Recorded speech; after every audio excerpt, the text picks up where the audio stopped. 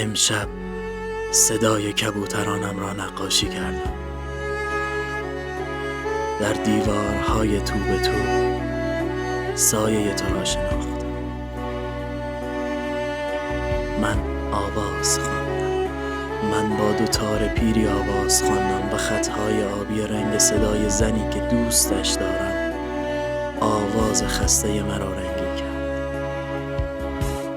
من و تو آواز خواندیم تا نفس مهتاب خاکستری شد. در نقاشی هایم صدای تو را دیدم. تمام شب مهتاب در مربع خنده های تو کودکیم را نقاشی می کرد.